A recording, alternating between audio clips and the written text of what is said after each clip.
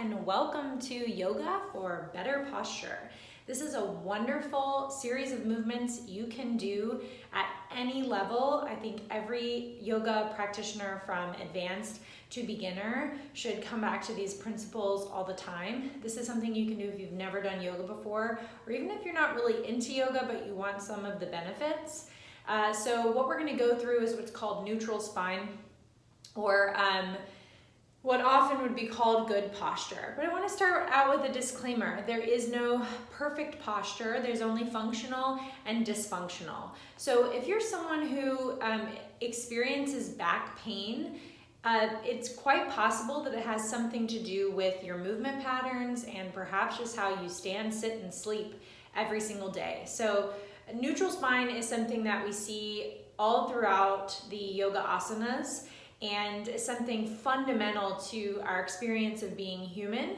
And yeah, there is no perfect posture. So if you're not experiencing back pain, but maybe you have more of a kyphotic, meaning more of a rounded curve in your thoracic spine, there is no perfection there, because maybe that is functional to the way you live your life. But if you're in pain because of how you stand, that can create dysfunction or be dysfunctional. And that's where we want to look at solving for that. So yoga should never be about making you perfect. You already are perfect, but it is about helping us find more function within the whole. So this is also something that is very general. If you need more assistance, especially if you have any spinal anomalies or challenges, like if you have scoliosis and you're in pain, I highly recommend seeking out a professional.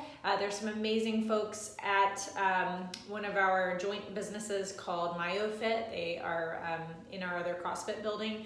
I highly recommend going to see them and working with them, or physical therapists, or anyone who's going to be able to be more specialized if you're experiencing extreme pain and maybe something outside of the scope of just changing your posture. So with that, you don't need anything other than a wall and a floor for this, and a tree would do if you don't have a wall.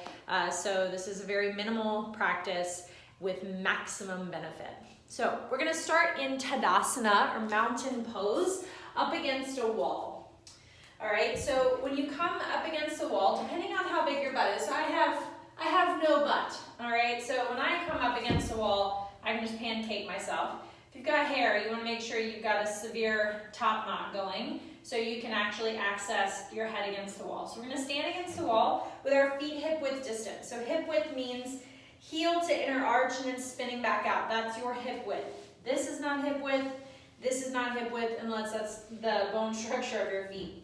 So if your butt is making you push out from the wall, maybe slide your heels slightly forward until you can get your butt, your scapula or your back, upper back, and then the back of your head on the wall. So what we're trying to find is what's called neutral spine. And for most of us, this feels pretty strange. For me, it's weird, like with my chin here. But we want to have three primary curves of the spine intact here. So I'm going to rotate to the side and show you. But with you, stay on the wall and see if you can slide a hand between your neck and the wall. So this is called our cervical spine, and we should have a nice dip going in. This is also called a lordotic curve, so one that's moving inward like that. And so we want to have that lordotic curve. A lot of people experience what's called text neck, so chin jutting forward, or kind of this chin down or up thing. So have a chin parallel, little scoop in the neck. Then we have our thoracic spine, which is kyphotic, meaning the curve goes out. We want that slightly pressing into the wall, so opposite of our cervical spine. Then you'll travel your hand down to your lumbar spine. And you want to find that that low back is, there's space between you and the wall. The next thing we're looking for, and that would be a great thing for you to video or take pictures of, is stacking of the joints. So I'm looking for ear over shoulder, shoulder over hip, hip over knee, knee over ankle. And I have a slight forward tilt. You can see where that's probably about, there we go. That's probably about stacked. I tend to put my weight slightly forward, and I'm also experiencing a great deal of knee pain in my life right now, and I do think those things are related, but again, something great to talk to a PT about, or someone who has a higher level experience. What we're trying to get to though are those 3 curves intact, and then stacking of the joints. Ear over shoulder, shoulder over hip, hip over knee, knee over ankle. Okay, this is Tadasana. So now stand away from the wall. Again, feet hip width distance. Go ahead and gaze down at your feet. Most of us stand with a slight external rotation. I want you to work with neutral foot here, meaning middle toe lining up with your femur bones or the center of your thigh bone. All right, so see if you can find that neutral foot, and without the feedback of the wall, see if you can find yourself stacked and neutral. So head pulled slightly back, chin parallel, eyes forward. Are you bored yet? This is super important stuff. So just take a moment in your Tadasana, maybe have slightly energized hands for some yogic effect. Just feel how this feels. Take a nice deep breath in, slow breath out. Beautiful. One more deep breath in, slow breath out. Nice. Starting to move down to our next neutral spine position. So that's something you can work at work when you're standing around with your kids, right? If you're a parent, you probably have got like a child on your hip and you pop one hip. So challenging yourself as you pick your kids up, maybe to pick them up, hold them in that like kangaroo carry instead of on one hip all the time. Start to cultivate more neutral spine. Next, we're going to come into tabletop. So shoulders stacked over wrists, hips stacked over knees, and a lot of us will either come into this already in like a cow belly or slightly protracted scapula, meaning pushing the back of the heart up. So we want to try to find those neutral curves here in tabletop. I really struggle with this, and I've worked with Integrative Health Solutions, or Dr. Charbel, who's absolutely incredible with just finding this, because right here I can feel how my core doesn't want to work, or it wants to overwork and I start to tuck. So trying to find those nice neutral curves when we come into tabletop. The head is also a thing that people tend to struggle with, so try to pull the head back in space, in that neutral space, and you'll see I'm struggling with it. It's probably not quite perfect. We're working on it. Okay, so just holding in tabletop for a couple of breaths here, spreading through the fingers, softening slightly through the shoulders, so not gripping the floor, aggressively pushing away. And if this feels like this is enough of a challenge, a core work for you, stay here for 5-10 breaths. Maybe you extend one leg or maybe the other, coming into plank. So plank, often people will over protract or their hips will drop. Those translate into poor mechanics for chaturanga.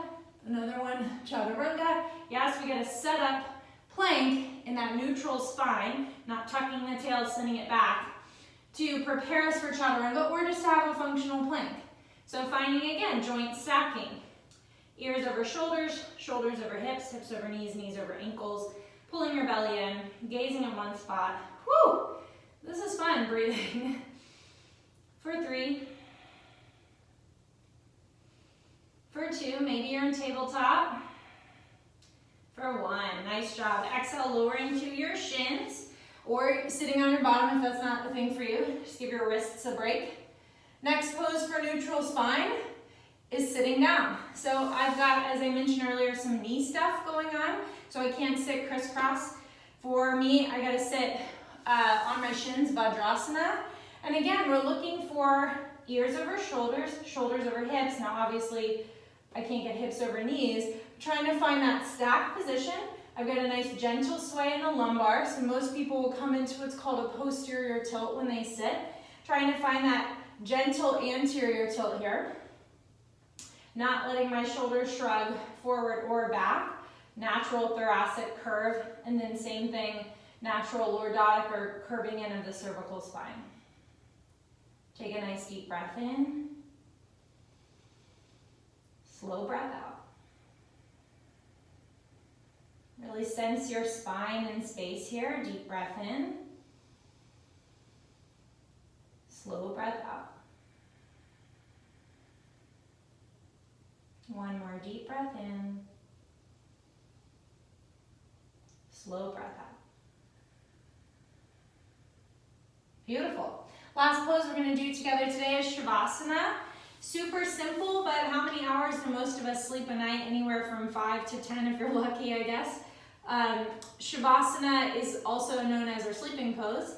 I was having tremendous neck pain from the pillow I had because it was exaggerating my cervical curve. So this is something you can work on as you're going to bed.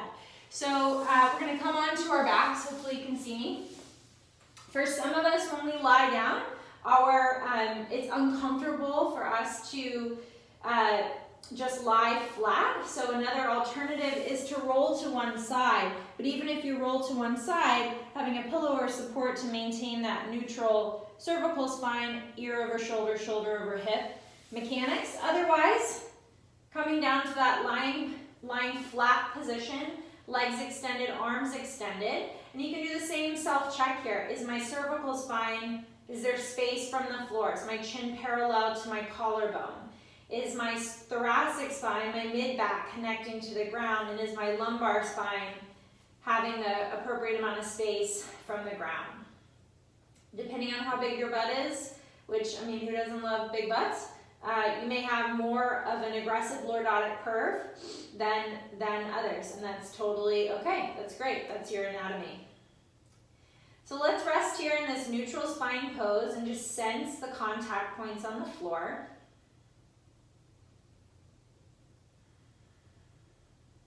Take a nice deep breath in. Big breath out.